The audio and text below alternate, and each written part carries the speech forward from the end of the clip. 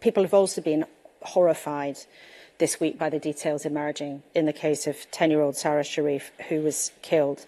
Now, there is a criminal case ongoing, and I'm not going to ask you to comment on that, but we do know that teachers had spotted bruises on her, that she was known to social services. Do you agree that there has been a terrible failure in safeguarding here?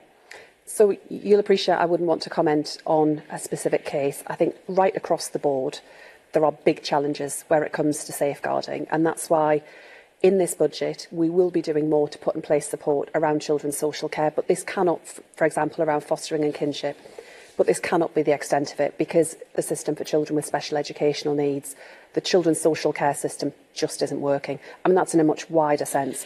But where it comes to making sure schools and teachers have got what they need as well to identify what's happening, there is also a question increasingly of visibility of children, so whether we know where they are and what's happening in their lives. And that's why we will legislate for a register of children not in school, because there are real worries there about that lack of visibility and knowing where children are and knowing whether they're safe. But these cases sadly come up time and time again, whether it's Arthur Labinjo-Hughes, 1-year-old Star Hobson, children who were terribly let down.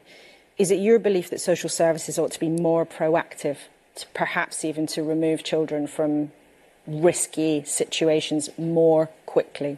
There are difficult decisions, and of course there are sadly many occasions where social workers working on behalf of government, the state, have to step in to make sure that children are protected.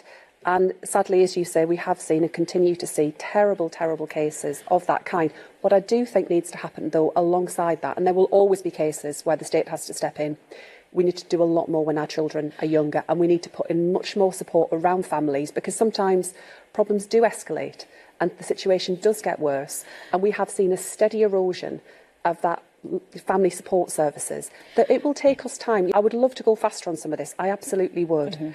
But there is lots that we can do right now. And I think recruitment of social workers too. We've got really big gaps across the country, and that is a part of it.